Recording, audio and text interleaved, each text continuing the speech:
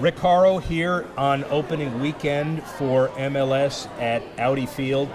DC United begins the MLS season and their championship run, and we have a special event on the day before. It is an event called Kick It for Qatar, but it's really the relationship with the Qatar embassy and the country, highlighting the idea that in just 3 years, the World Cup coming to Qatar, and United States will play a significant role, as will the rest of the world, in preparations and excitement as well. Fatma Al-Nuaimi with the World Cup Qatar 2022 committee, the Supreme Committee for Delivery and Legacy. I'm not sure I got all the words right, but I think I got them all out. Thank you. How are you? Good. Thank you for hosting me. Absolutely. So tell me first how the preparations are going for the 2022 World Cup in Qatar. The preparation actually is on schedule. We're having 2 stadiums will be launching this year, and 2 stadiums will be completed this year. So all the stadiums will be ready by 2020.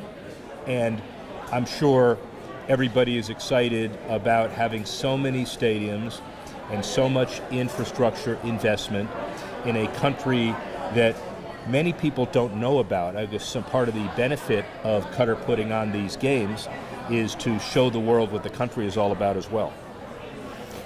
Well, for us, when we bid for the World Cup, it's not only about the, let's say, we promised to deliver a world-class sporting facilities, but we're actually looking beyond the legacy of this hosting this tournament when it comes to social, human, economical development.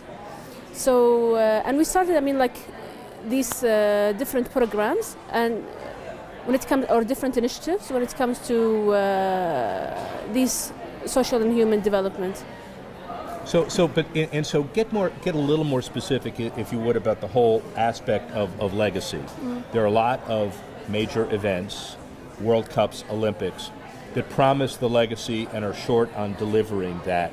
You obviously are very committed to having these facilities be the beginning and not the end. Talk a little bit about that. Yeah, just like you said, Doha is small in size, and we don't need all of these different the big facilities. So we have, for example, one of the facilities that will be fully demountable. It's designed to be sustainable through shipping containers, and this is one of the legacy that we're trying to do. Every stadium, have a capacity of around 40,000 or 80,000 seats, and post the tournament, we will be demount all of these stadiums. Where are they going? They will be donated to a country that lack of sporting infrastructure. Do you see this as it's an ingenious and novel way to build facilities? I've been in the facility business for a number of years in America, and you can't move them.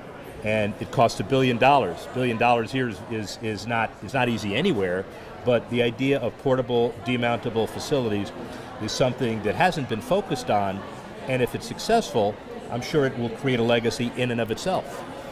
Yes, this is what we have learned from previous tournaments. Looking at the example of Brazil and different countries, I think this is one, and our commitment to sport, which goes beyond our country and for the region and the rest of the world.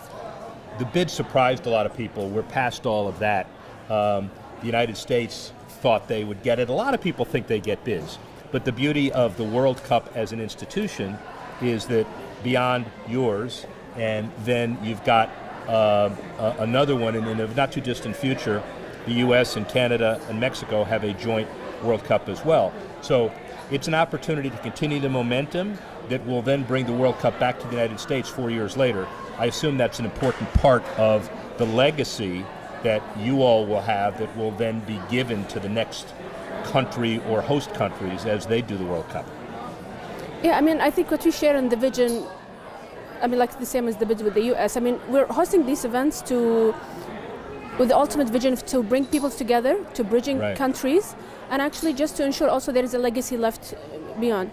And one of the legacies that we are hoping actually also to achieve, to bridge the gap, because a lot of people, to change the misconception or perception. A lot of people hear about maybe Qatar in the region, but now with the World Cup, there is more reasons they can know about rather than conflict.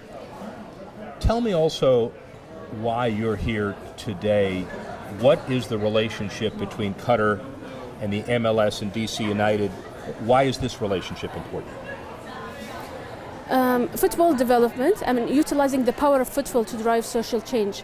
I mean, through the embassy and the partnership that they have with the DC scores. Yeah. I mean, like you see today, I mean, everybody and the communities and the engagement that they're having and the activations. This is, I mean, like what's more important for us. And we do have, I mean, different programs when it comes to Generation Amazing, where we use, I mean, like the football as a tool.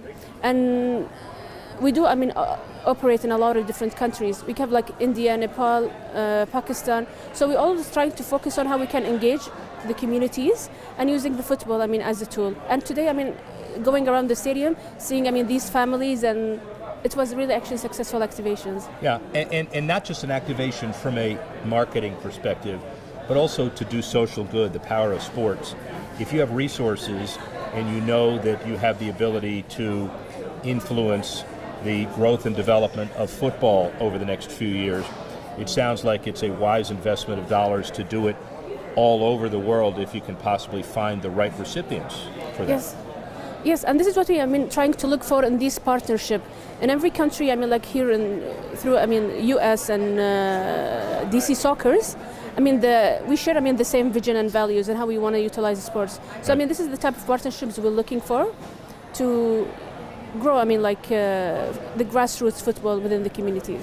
The grassroots football is really important. You'd have done it anyway. Obviously, Nepal and India, good examples. The fact that the World Cup after Qatar follows the U.S. and then Canada and Mexico makes it even easier, I assume, because there is an automatic connection as well. Yes, and this is, I think, we will be seeing more of these collaborations in the future. You having fun? Yes. Yeah. You enjoy it? Yeah, I mean, like seeing the communities there and the kids, actually, I like these type of actually events. It's going to even get better. Fatima, thank you very much. Thank you so much. I'm pleased again. So let me get it right. It is the Supreme Committee for Delivery and Legacy. She just prefers the World Cup Qatar 2022. Whatever it is, it's a big deal. Thank you very much.